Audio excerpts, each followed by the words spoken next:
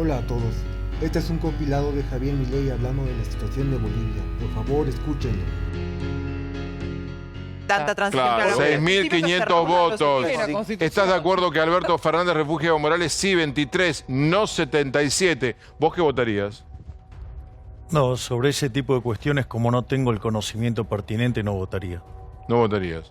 Pero... No, porque no sé cómo es la regla con los refugiados y esas cosas. es una decisión política. Bueno, digo, yo también tengo mi posición respecto a lo que pasó en Bolivia, pero Muy bien, ¿no? Sí. la verdad es que, digo, me parece que había una constitución original por la que fue elegido Evo Morales, que en un fuerte la modificó, logró la reelección, después hizo una reinterpretación para tener un tercer mandato, que se acababa ahora, como quería seguir, fue un referéndum, lo puso público porque creía que ganaba y perdió. Sí, después cambió la Corte Suprema de Justicia para poder hacer una lectura que es un derecho humano por ser elegido. Digo, encima va y después comete fraude, bueno. Digo, y encima después dice, no, vamos a llamar a elecciones frente a una situación que está arrinconado. ¿Eso no te pareció bien?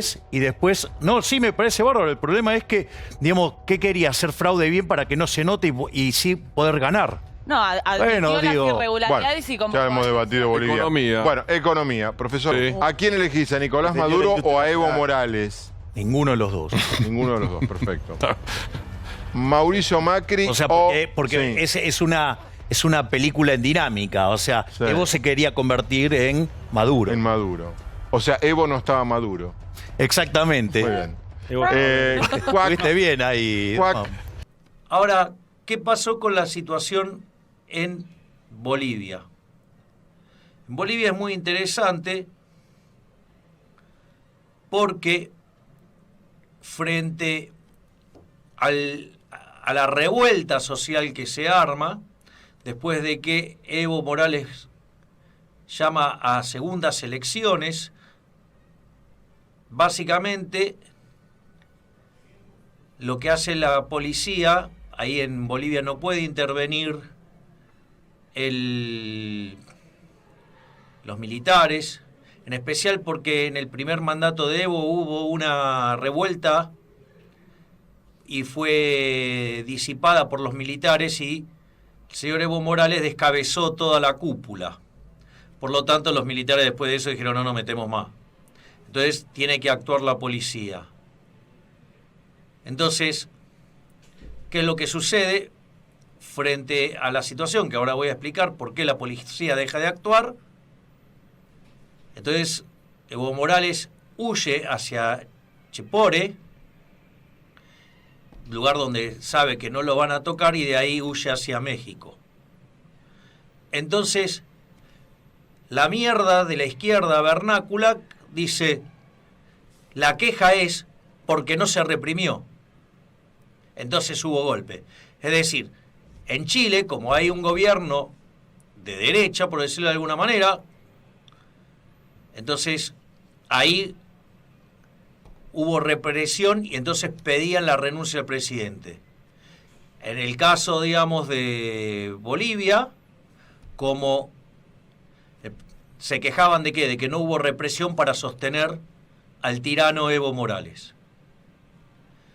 Entonces, eso muestra la contradicción de la izquierda, que si se trata de matar, asesinar, hambrear, lo que fuera, si lo hace alguien de izquierda está bien. Porque en la concepción de ellos, lo colectivo está por encima de lo individual, y entonces si en el medio se tienen que cargar con 150 millones de vidas humanas, les importa un carajo, porque lo único que les importa es que reine esa mierda del socialismo, que en todos los lugares donde se lo impuso fue un fracaso en lo económico, en lo social, en lo cultural. De hecho, digamos, cada vez que se aplica en algún lugar terminan cerrando la frontera para que la gente no huya. Entonces, me parece que entonces se abre de nuevo la grieta con el tema de si hubo o no hubo un golpe con el tema de Evo Morales. Entonces, obviamente que para los zurdos de mierda hubo golpe. Ahora, el punto es que, como de costumbre, siempre hacen un análisis parcializado, digamos, es una fracción. Es como cuando van a una manifestación y están agrediendo a los policías, y en algún momento el policía reacciona, entonces filman el momento justo donde el policía reacciona, pero jamás te van a mostrar todo el proceso previo en el cual agredieron. Bueno, esto es igual. Lo primero que tenemos que comprender es que cuando Evo Morales consigue su primer elección, su primer mandato, lo hace con una constitución. Esa constitución no le permitía la reelección. Entonces, ¿qué hace? En un fuerte, Evo Morales cambia la constitución y se presenta a elecciones y gana. Es decir, logra la reelección, accede a su segundo mandato. Una vez que está finalizando su segundo mandato, se presenta nuevamente para ser reelecto y dice que esto está permitido básicamente porque en realidad su primer presidencia fue bajo otra constitución. Recordemos que acá, digamos, Menem trató de hacer un artilugio parecido y no pasó. Y el surderío, digamos, ahí hizo una cuestión bastante encendida de no a la RR. ¿Ok? Sin embargo, nunca abrieron la boca por lo de Evo Morales, y Evo Morales se presentó de nuevo y logró la reelección, es decir, logró un tercer mandato. Entonces, ese tercer mandato es el que termina en enero del año que viene. Entonces, ¿qué pasa? Digo, ya no había posibilidad de que Evo Morales, aún con la nueva constitución, pudiera ser reelecto. Pero claro, como estas mierdas les encanta atornillarse en el poder, evidentemente quería buscar otra reelección más. Entonces, como estaba confiado de que iba a ganar, hace un referéndum vinculante, a ver si se queda claro, vinculante, pero como estaba súper confiado que iba a ganar, lo hace súper transparente, con veedores internacionales y demás. Aquí la gran sorpresa, pierde 51-49. Es decir, las urnas le dan la espalda. Las urnas dicen que no tenías más reelección. Consecuentemente, esa situación debería haber dejado al margen al señor Evo Morales, pero como el zurdo de mierda que es, obviamente que no lo acepta. Entonces, ¿qué es lo que hace Evo Morales? Hace un reclamo en la justicia y en el medio cambia la Corte Suprema de Justicia. De esta manera va pasando las distintas instancias de apelación hasta que el tema llega a la Suprema Corte de Justicia. Una Corte Suprema de Justicia adicta a Evo Morales y que dice que puede participar en la elección porque eso es un derecho humano. Con lo cual, se cagó en la Constitución que él mismo generó, se cagó en el referéndum y fue a elecciones. Cuando va a elecciones, hizo fraude. ¿Por qué? Porque necesitaba ganar en primera vuelta. Porque a la luz de lo que había ocurrido en el referéndum, sabía que en una segunda vuelta iba a perder. Por lo tanto, hace fraude, lo cual constituye un delito grave. Cosa que la mierda de todos los zurdos de mierda miran para un costado. Es más, algunos dicen, bueno, pero no es tan importante, no era por mucho, digo, porque en realidad son 6 puntos. Yo les cuento que, por ejemplo, si esos 6 puntos hubieran tenido lugar en la elección de Argentina, Alberto Fernández, en lugar de tener 48, hubiera tenido 42.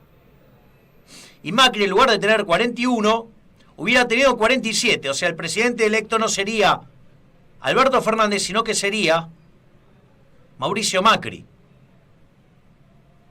Digo, con lo cual, aún, digamos, ese caso que muestra que es terrible lo que hicieron y que violenta la voluntad popular, no solo eso, está mal.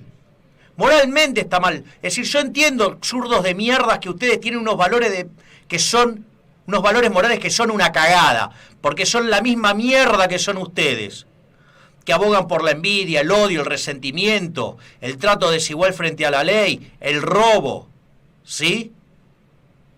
Y sobre todas las cosas el asesinato, si no les gustan los resultados. Por lo tanto, la situación era tremendamente grave.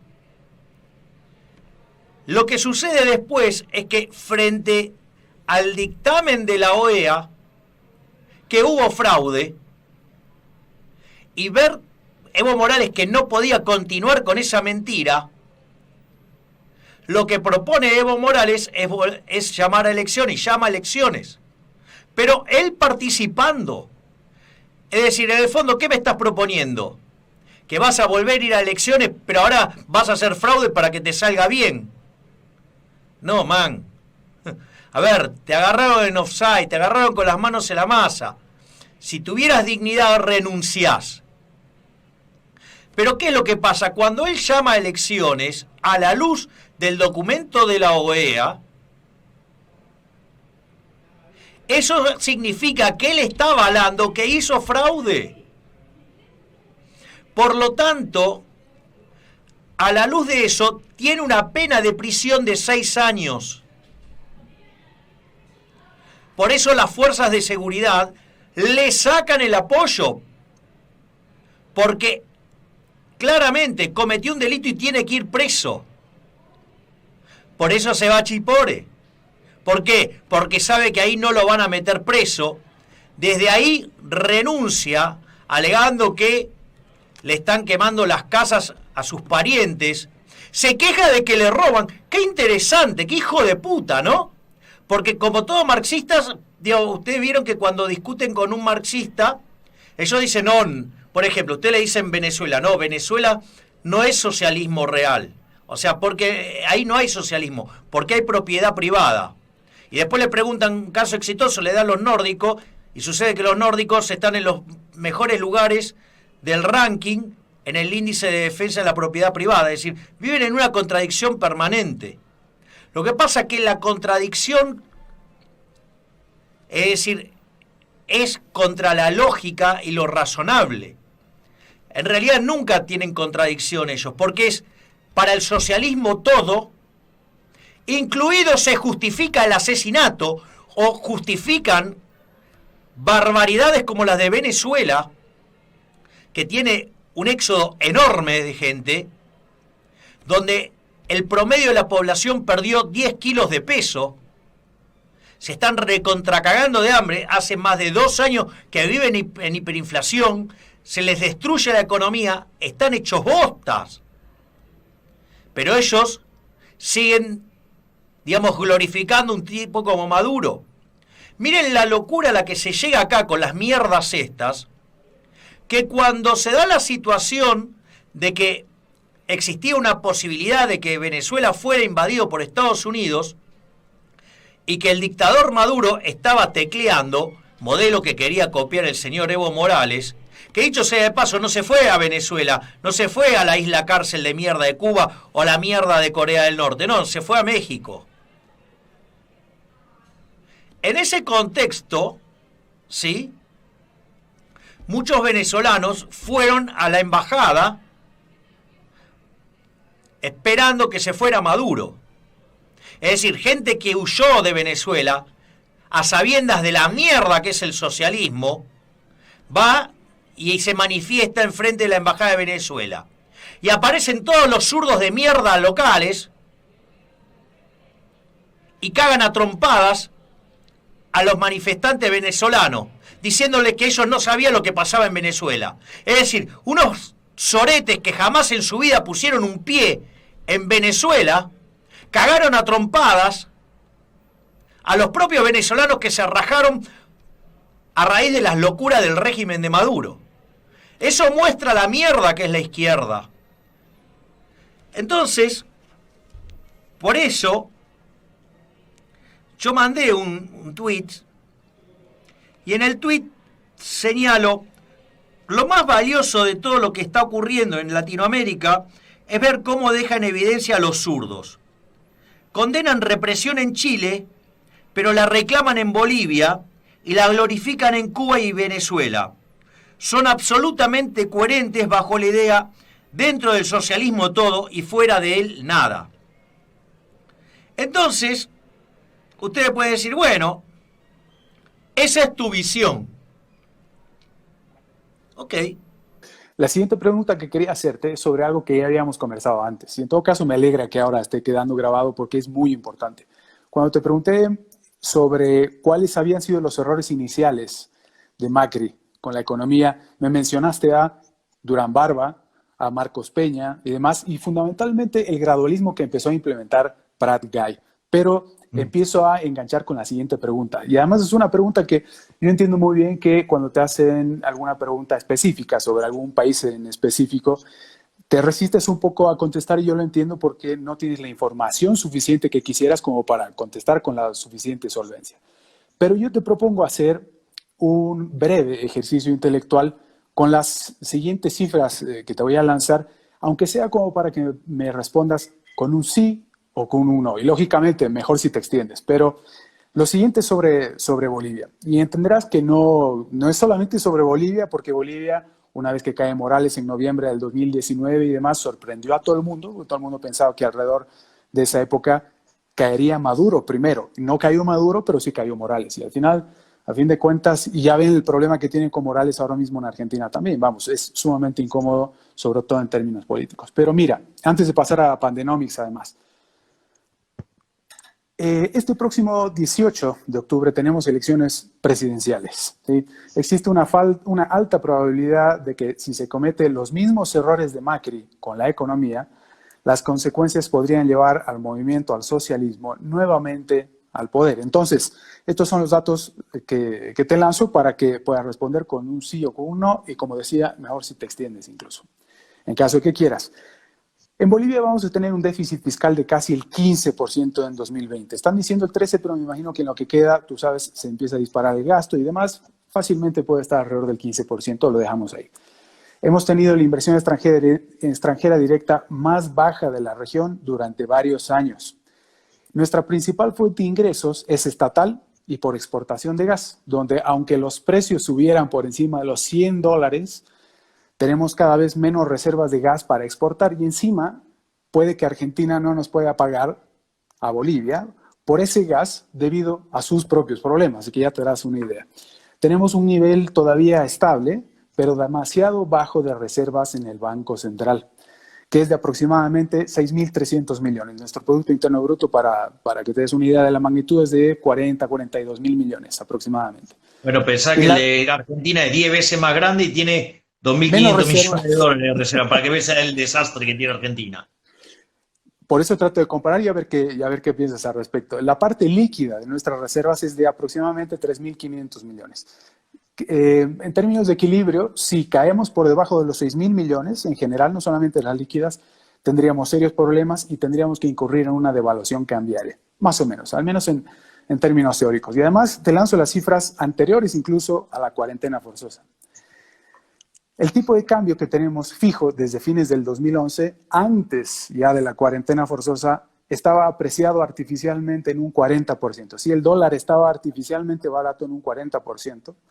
Y además teníamos tasas de interés extraordinariamente bajas y durante demasiado tiempo, al menos desde 2013. Ya voy terminando la pregunta. La mora en el sistema bancario, que ya tenía serios problemas de liquidez antes de la pandemia, insisto, está creciendo a un ritmo alarmante. Y durante el confinamiento hemos inyectado una buena cantidad de dinero de nueva creación en la economía en forma de bonos, transferencias directas de dinero en efectivo. Y ya están encontrando la manera de devaluar sin tocar el tipo de cambio. ¿No te parece este un escenario demasiado familiar? ¿No crees que en Bolivia nos vamos a dar una buena piña? lo que no habría que hacer es caer en el mismo error que cayó Argentina. A ver, Macri de inicio, solamente de inicio, cometió dos errores, hacía groseros, ¿no? El primero es haberle hecho caso a esa mierda humana asquerosa, repugnante de Jaime Durán Barba y a su mejor discípulo Marcos Peña, otro sorete, donde la estrategia era no decirle a la sociedad que estaba todo podrido y que estaba a punto de estallar.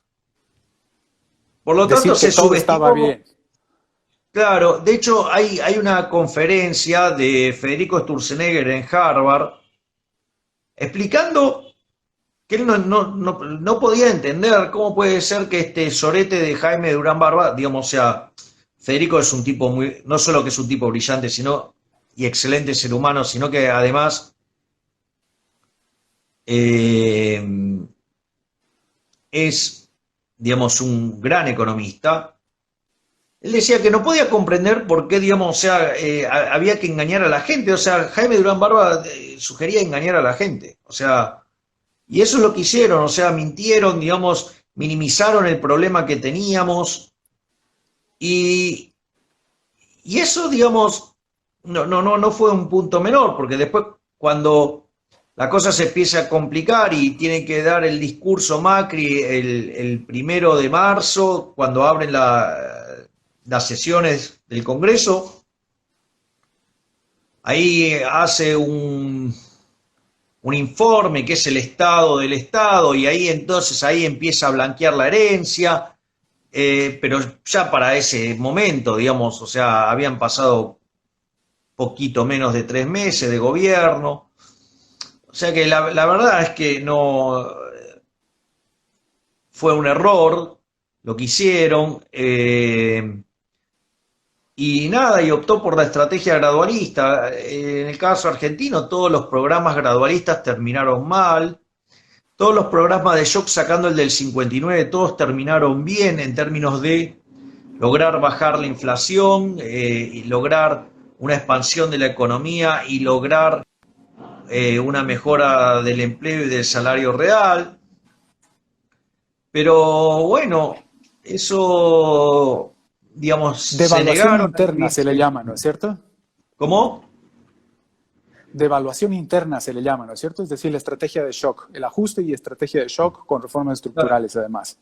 Claro, bueno, y nada, y no avanzaron en eso. Bueno, después cometieron un montón de errores más, pero digo, yo creo que esos dos errores, o sea, el de ocultar el problema y de minimizarlo, sumado al gradualismo, eso, digo, generó problemas muy grandes. Después vinieron otros problemas también no menores.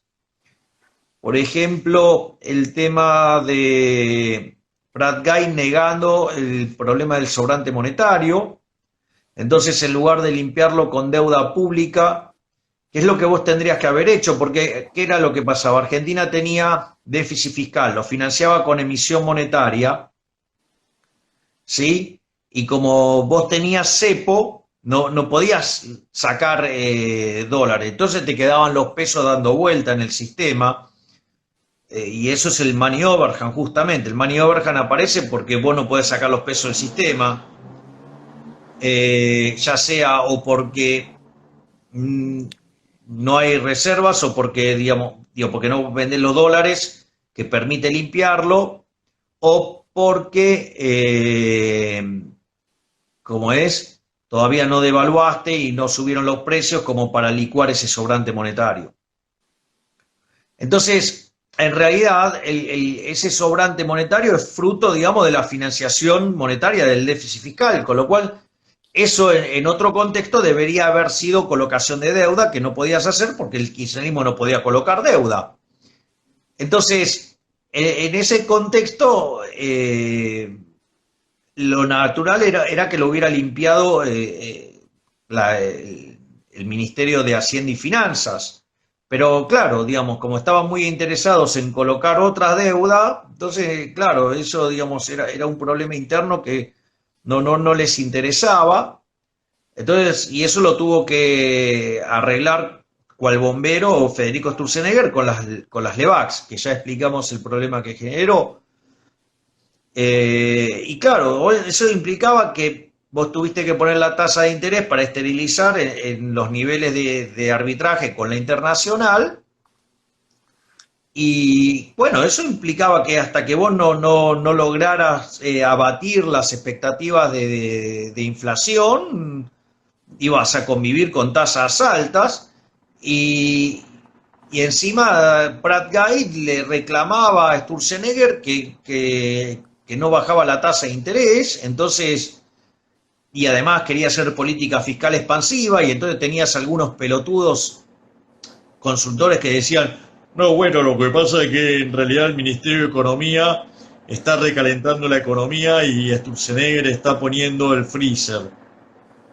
Digo, pelotudez, bueno, digo, entonces, ¿qué pasó? Digo, lo arrinconaron a Sturzenegger, le hicieron bajar la tasa de interés, porque lo importante es que toda esa esterilización Sturzenegger la hace durante diciembre, que es cuando la demanda de dinero está más alta estacionalmente, porque está el cobro del aguinaldo, del medio aguinaldo, donde la demanda de dinero aumenta monstruosamente. O sea, y aún así sobraba toda esa plata. Y eso, digamos, estacionalmente empieza a caer hacia mediados de febrero. Y mediados, digo, que es cuando, digamos, se recicla todo ese dinero y vuelve a las empresas. Entonces, y bueno, entonces lo presionaban a Sturzenegger para que baje la tasa de interés, y cuando la bajó, digamos, o sea, digamos, justo en el momento en que bajaba la demanda de dinero, eso creo que lo hizo durante marzo y tuvo un ataque especulativo y le hizo saltar el tipo de cambio. Con lo cual tuvo que volver a apretar la cantidad de dinero, volver a elevar la tasa de interés. Esa contramarcha terminó haciendo que la economía terminara cayendo, digamos, aun cuando habían conseguido financiamiento, se había conseguido salir del default. Entonces, no hay, digo, yo no voy a hacer ninguna recomendación para el caso de Bolivia, digo, pero los desequilibrios están claros. Y no hay sustituto para la buena política económica. Lo que uno tiene que hacer es anunciarlo, decir, bueno, miren muchachos, este es el problema, la teoría económica sugiere esto, la evidencia empírica dice eso, porque, digamos, uno no abraza teoría económica que no sirve. Hoy la verdad que tengo el privilegio y me emociona tener que presentar a lo que ya considero una celebridad dentro de América Latina, ni qué decir en Argentina, con todo lo que implica su pensamiento, su personalidad. Estamos hablando del economista Javier Milei, que nos acompaña esta noche. Así que los saludo, Javier Milei. Buenas noches, ¿cómo le va a usted? Desde Buenos Aires, un gusto tenerlo aquí en este espacio. ¿Y qué piensa de tenerlo a Evo Morales en Argentina?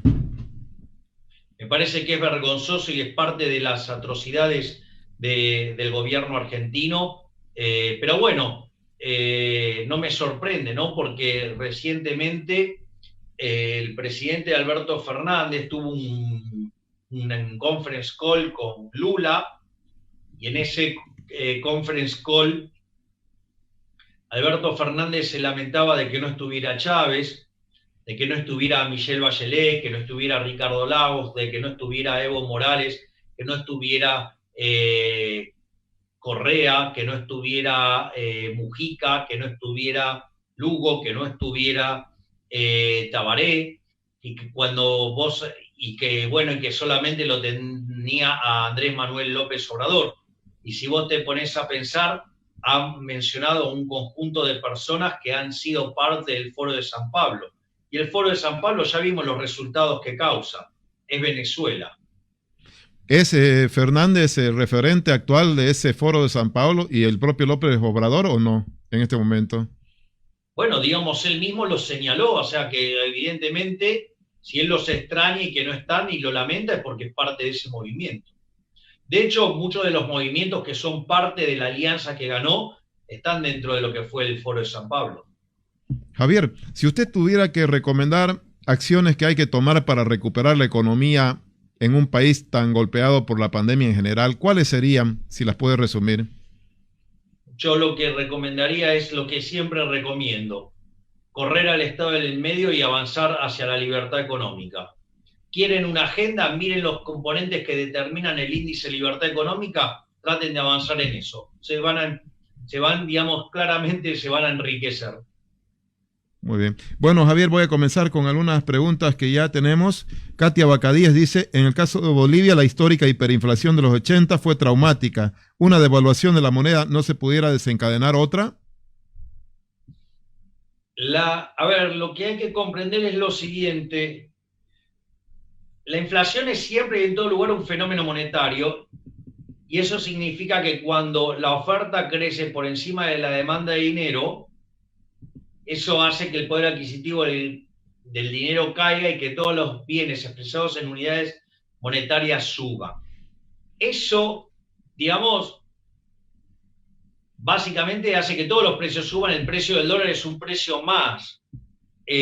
Por lo tanto, no es que el dólar determina el nivel de precio, sino que en realidad el dólar sufre una suba en moneda local porque pierde valor la moneda. Lo que pasa es que como es un activo financiero suele picar primero, o sea, suele salir disparado primero, pero no es que el dólar cause inflación. O sea, te lo puedo hacer con un ejemplo. Suponete que vos tenés dos bienes y uno de esos bienes está denominado en monedas extranjeras y vos devaluás.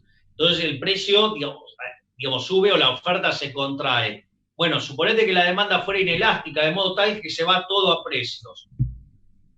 Si vos no aumentás la cantidad de dinero, el resto de los precios de la economía tienen que caer.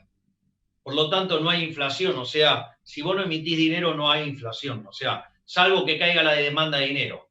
O sea, o que caiga la producción brutalmente. Pero esos son shocks de once for all, no son shocks permanentes. La única forma que vos tenés shocks permanentes es que estés subiendo continuamente la cantidad de dinero. Y entonces, no necesariamente una suba del dólar tiene que implicar inflación. Hay casos que implica inflación, hay casos que no. ¿Cuándo no implica inflación? Cuando el salto del dólar tiene que ver con un cambio en el contexto internacional. Ejemplo, te sube la tasa de interés en Estados Unidos, como se te van capitales de tu país hacia Estados Unidos, esa devaluación no es una devaluación que genere inflación. Ahora, si la devaluación está reflejando una caída en la demanda de dinero local, eso sí, vas a ver después inflación. Pero no es que causa inflación la suba del dólar, sino que tiene que ver que la inflación es la pérdida del poder adquisitivo del dinero doméstico. Sí. Toribio Toro le pregunta, dice, bueno, ¿por qué sigue hablando de comunismo si este prácticamente no existe? Dice, Bolivia con baja infraestructura, sin mar, con baja competitividad, ¿cómo podría competir con Argentina y Brasil? Primero, está bueno el punto, porque no es cierto que no existe el comunismo. En Corea del Norte hay comunismo. En Cuba hay comunismo. Por lo tanto, y ha habido comunismo. Y donde se aplicó fue un desastre. Si no, comparemos la Alemania occidental con la Alemania comunista, comparemos Austria con Hungría, sí, cosas que pasaron, o sea, tienen que estar presentes.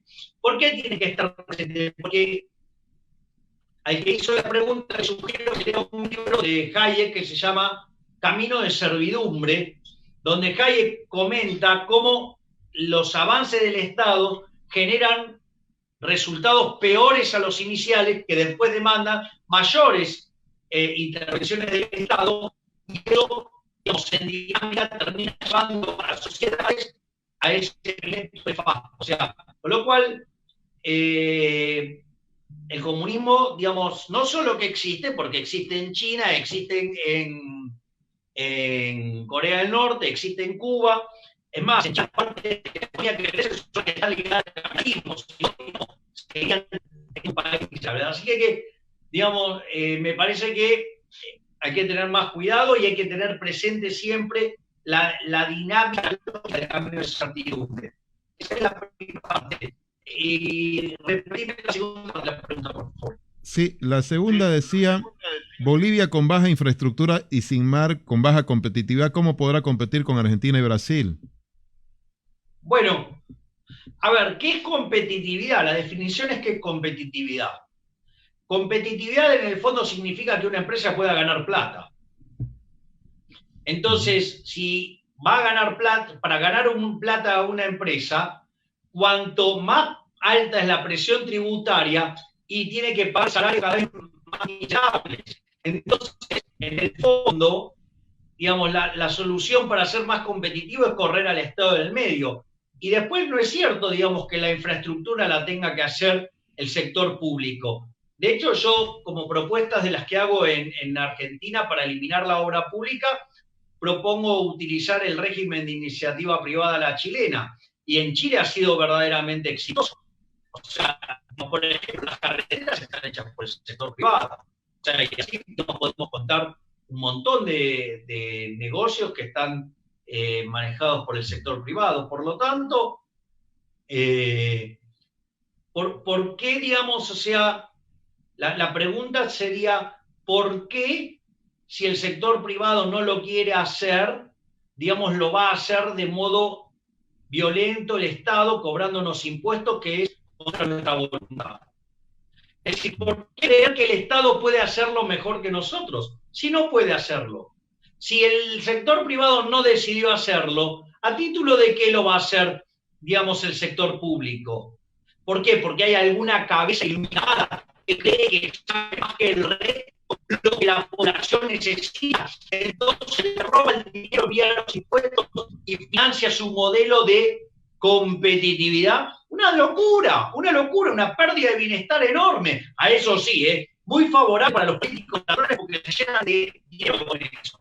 Entonces, la realidad, si uno cree que no lo puede hacer el sector privado, que está constituido por individuos que tienen el problema ellos mismos, ¿por qué lo va a resolver otro individuo que la única diferencia es que tiene el bonete y se trabaja en el Estado y que no tiene necesidad? Es un disparate. Es decir, ¿cómo va a resolver el individuo su propio problema y lo va a resolver otro que no es el que tiene el problema? No tiene sentido. El colectivismo falla porque es inconsistente, es incoherente. Eso, digamos, está en un último libro de Hayek que se llama La fatal arrogancia. ¿Por qué voy a creer, digamos, que la persona que está en el sector público es un iluminado que sabe mejor que los propios individuos lo que los individuos necesitan? Y a las pruebas me remito, cada vez que se utilizó ese modelo fatalmente arrogante llamado comunismo fue un fracaso. Javier, ¿hay alguna iniciativa, le pregunta José Subieta, ¿hay alguna iniciativa a nivel latinoamericano para crear un movimiento libertario? Bueno, de hecho, mi tour de la libertad incluye muchos países, así que, y estamos yendo por varios lugares, varios economistas. O sea, en mi caso, también tenemos el abogado y filósofo chileno Axel Kaiser, tenemos el caso de Gloria Álvarez, tenemos el caso de Antonella Martí, tenemos varios exponentes que están haciendo esta lucha y que vamos paseando por todos los países de Latinoamérica llevando el mensaje de la libertad. Ahí en esa línea también Cristian Jauregui le dice, ¿cuál crees que es la mejor manera de hacer entender a las masas las virtudes del libertarianismo en países tan profundamente colectivistas como Argentina o Bolivia? La batalla cultural. Enfrentarlos a las contradicciones, enfrentarlos a la propia ridiculez del argumento colectivista. Digo, yo hice un ejemplo recién, que queda bien claro que, digamos, para que el Estado pueda resolverlo, digamos, implica asumir que es omnisciente, omnipresente y omnipotente, o sea, Dios. Es decir, que de repente considera que el individuo es un estúpido cuando está en el sector privado y sucede que cuando pasa al sector público y está en el Estado, o sea, se convierte en Dios, lo cual es ridículo. O sea, puedo, pasarme horas haciendo ejemplos de la ridiculez que implica cualquier solución colectiva. Le pregunta a Daniel Santa Cruz, ¿sería beneficioso un hipotético cierre del Banco Central de Bolivia? No puedo contestar en el caso de Bolivia, pero en el caso de Argentina, sin lugar a dudas. Sí, en el caso de Argentina, sí. ¿Y es tan distinta la situación boliviana en esta entidad? Bueno, Argentina tiene cerca de 50% de inflación y tiene un riesgo latente de hiperinflación, y sería la tercera hiperinflación en la historia. Además, el Banco Central en Argentina es un mecanismo por el cual los políticos roban a los ciudadanos de bien con impuesto inflacionario. En Argentina se recauda impuesto de con impuesto inflacionario, que es un impuesto no legislado, que no solo es ilegal, no solo que es, digamos, inmoral, sino que además castiga con más fuerza a los segmentos más vulnerables de la población. Javier le pregunta, Eduardo Lema, ¿qué hay de los rumores de Milei a la presidencia? Yo creo que por el momento creo que estoy trabajando bastante bien en la batalla cultural. Creo que aún no es el momento, aunque no descarto la posibilidad que si llego a salir airoso y triunfante en la batalla cultural, yo no voy a necesitar ir a buscar la política me va a venir a buscar a mí. Muy bien. Javier Mateo Galindo le pregunta, en base a los ejemplos de Chile y Perú, ¿qué podemos hacer en Bolivia en cuanto al manejo de los fondos de pensiones? ¿Qué tan viable es en Bolivia y cuáles serían las repercusiones positivas y negativas? A ver, siempre es positivo hacer la reforma del sistema previsional. En Chile ha sido... la reforma en Chile la hizo el hermano de Piñera, José, y que estudió en Chicago. Y Friedman decía era la madre de todas las reformas. Ahora lo que ustedes se encuentran es que en Chile, digamos, los políticos se quieren robar el ahorro de la gente, o sea, con lo cual van a terminar haciendo desastres.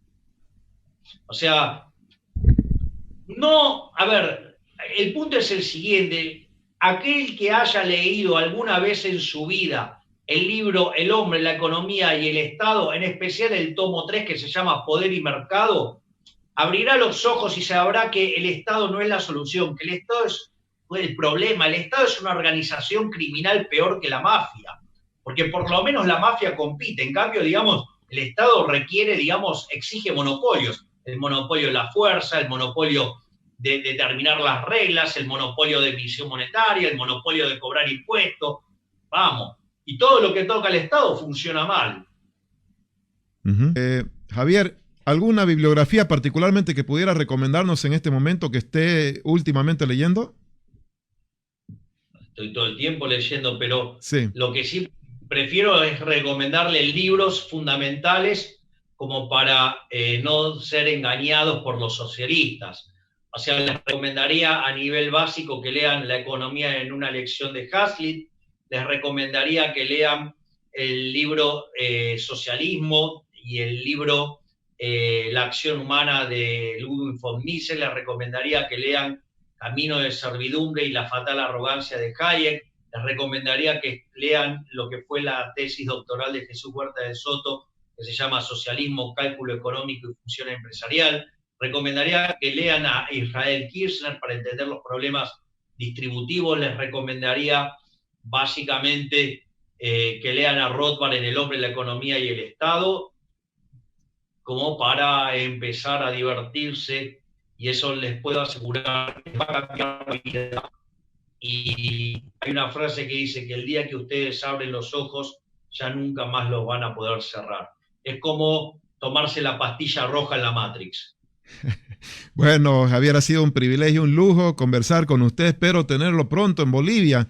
Un poco que la pandemia truncó la posibilidad que usted esté acá, pero esperamos que sea pronto, en algún momento, ¿no? Si usted quisiera expresar algo al respecto. No tengas dudas que voy a ir, porque voy a estar haciendo una gira mundial con Pandenomics. Así es que, y además, o sea, estoy dispuesto a ir a todos los lugares donde yo crea que la libertad está siendo hackeada por los malditos colectivistas. Me pidieron que se despida con el grito de siempre, el viva la libertad. ¿Lo querés versión completa o Versión solo completa. el remate? Sin ningún tipo de censura. Adelante, Javier, para cerrar. ¿Y la versión completa? Completa. Bueno, estimados amigos de Bolivia, muchas gracias por acompañarme en esta entrevista. Muchísimas gracias para aquellos que ya son parte del Tour de la Libertad. Muchísimas gracias a todos aquellos que a partir de hoy se suman al Tour de la Libertad. Por ende, quiero darles las gracias por acompañarme en esta batalla cultural contra los colectivistas hijos de recontra remil puta que nos cagan la vida. Y por eso les digo, como siempre, la arenga libertaria. ¡Viva la libertad, carajo! Gracias, estimado Javier. Ha sido un gusto, un privilegio. La verdad que mi admiración. Ojalá lo tengamos pronto en Bolivia. Lo voy a ver. Muchas gracias por su atención y nos vemos en el próximo video.